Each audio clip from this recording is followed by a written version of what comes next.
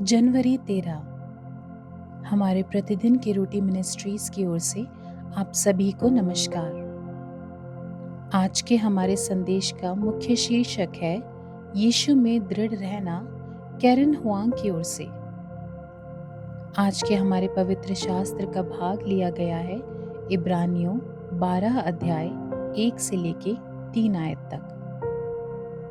इस कारण जबकि गवाहों का ऐसा बड़ा बादल हमको घेरे हुए है, तो आओ हर एक रोकने वाली वस्तु और उलझाने वाले पाप को दूर करके वो दौड़ जिसमें हमें दौड़ना है, धीरज से दौड़ें और विश्वास के कर्ता और सिद्ध करने वाले यीशु की ओर ताकते रहें, जिसने उस आनंद के लिए जो उसके आगे धरा था, लज्जा की कुछ चिंता ना करके क्रूस का दुख सहा और परमेश्वर के सिंहासन की दाहिनी ओर जा बैठा।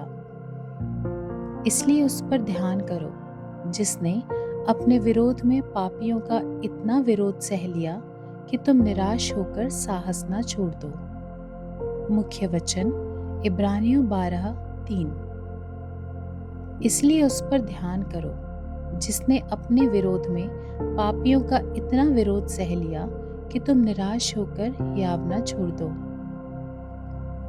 जब मैं वर्षों पहले सेमिनरी में पढ़ रहा था, तो हमारे यहाँ साप्ताहिक चैपल आराधना सभा होती थी।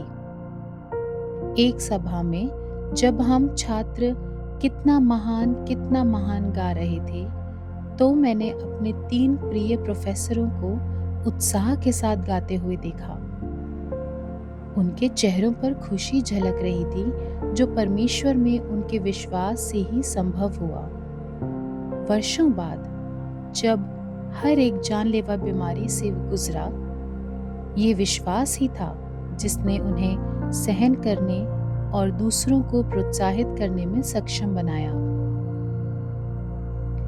आज मेरे शिक्षकों के गायन की याद मुझे मेरी आजमाइशों में आगे बढ़ने के लिए प्रोत्साहित करती रहती है।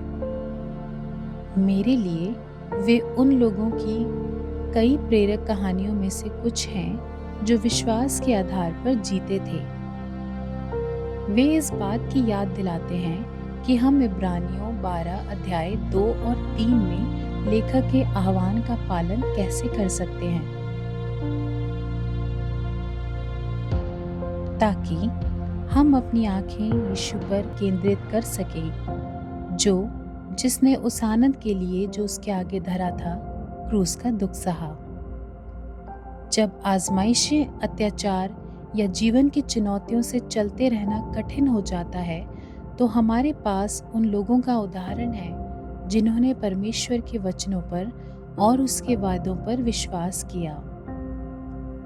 हम वो दौड़ जिसमें हमें दौड़ना है, धीरज से दौड़ सकते हैं, ये याद करते हुए कि यीशु और जो हमसे पहले चले गए हैं सहन करने में सक्षम थे। लेखक हमसे उस पर ध्यान करने का आग्रह करता है ताकि हम निराश होकर हियाव न छोड़ दें।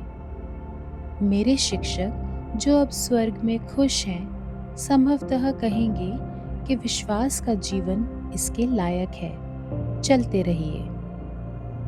आपको आपकी विश्वास यात्रा में आगे बढ़ते रहने के लिए किसने प्रेरित किया? उनका उदाहरण आपको आजमाइश और कठिनाई के समय में धैर्य बनाए रखने के लिए कैसे प्रोत्साहित करता है? प्रिय यीशु, मेरी नज़रें आप पर स्थिर रखने में मेरी मदद करें। जब मैं थक जाता हूँ और निराश हो जाता हूँ, तो आपके उदाहरण और मुझसे पहले चले गए अन्य लोगों के उदाहरण के लिए मैं धन्यवाद देता हूँ। आमीन।